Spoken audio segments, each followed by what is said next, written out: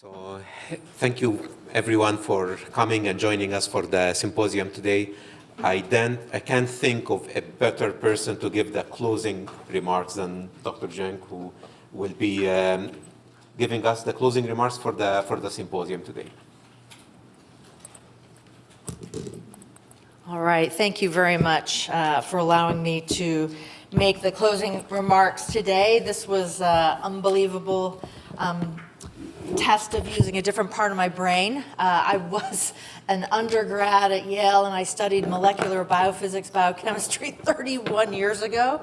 So, turning that part of my brain back on was incredible, and I'm actually intrigued that Daniel knew about all this type of work at home. He never talked about all these pathways, and so it's remarkable the type of work that all of you guys are doing.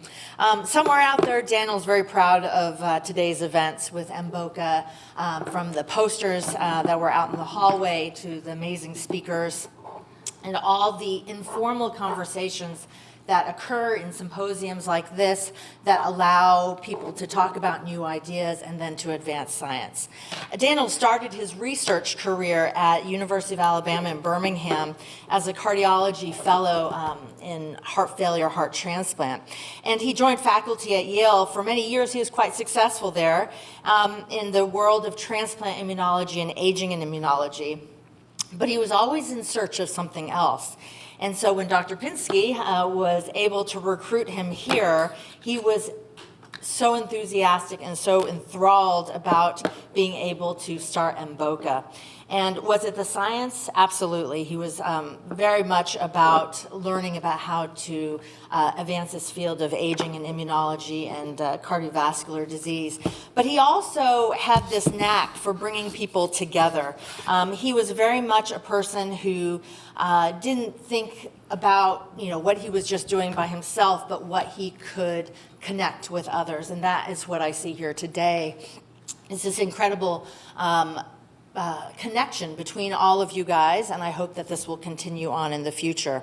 When he was at home, we didn't talk about the details of his science, but he would share with me how excited he was to talk science with people in the arrhythmia research or biomedical engineering or pulmonary or cardiothoracic, immunology, or even gerontology. As most of you know, I am a clinical geriatrician. I have no earthly idea how he ended up doing research in aging and immunology, and I focus on the day-to-day aspects of taking care of older adults. So I spend my days taking care of 80 to 100-year-olds in their homes.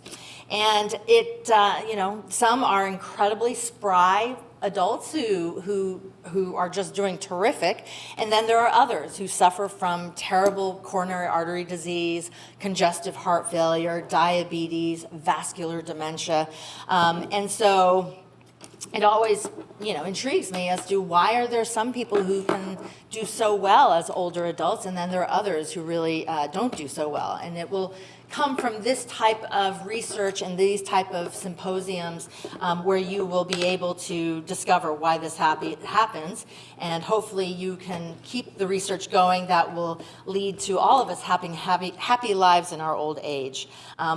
Learned so much today about cardiac macrophages, exercise inhibiting ASAP gene, or SAPS genes. Gotta get this straight. Cellular senescence, endoplasmic reticulum phagy. Who knew? Notch3 mutations, and finding new discoveries through the repository. Lastly, I just want to show a couple of pictures, if I'm able to. Last Thursday, I was down over in Cranbrook Towers, which is a senior independent living apartment complex. And I was visiting a 94-year-old Russian-speaking woman who told me that she was having problems with ulcers on the back of her leg, and she needed me to come see her urgently. So I went over there Thursday afternoon, and she's Russian-speaking only. She has some dementia going on as well, and I had to use an interpreter. And so we finally got the ulcer thing settled down, but I went into her bedroom just to see how she was doing functionally in her home. And lo and behold, on her bedroom dresser was this article in I think it's the Washtenaw Community College on the record. It's an article, and that's Dan Tyrell, who was in Daniel's lab. And it's a story about Dan and how he was at Washtenaw Community College and then transferred to University of Michigan and then continued on with his PhD. And Daniel, my husband, mentored Dan Tyrell, and now Dan is at UAB as, I think, an assistant professor. And this is a photo of Dan and his wife and his 2 kids. And so I really do think that there's some crazy, connection thing going on. But I think Daniel wanted me to speak to how important it was to mentor, and I was so glad to see some of his mentees here speaking today. And then down at the bottom of that picture, it actually talks about how Dan Tyrell was studying biology of aging and cardiovascular disease. How bizarre is that I would see this article sitting in this random patient's house. And so I think Daniel is trying to tell us that he's very, very proud of the work that happens through M-BoCA. This is a picture of Daniel and with Lonnie Shea and Russell, who's in his lab. This was a celebration at our house last, I think it was like April. When they published a paper, and this was a collaboration between biomedical engineering and Daniel's lab. So that's really exciting. That Daniel was very proud of that as well. So I'm just going to end with this. This was actually on Daniel's phone.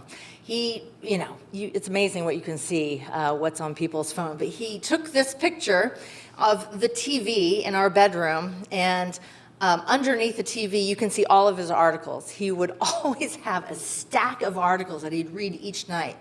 And he must have believed in this, and I think he wants me to share it with you.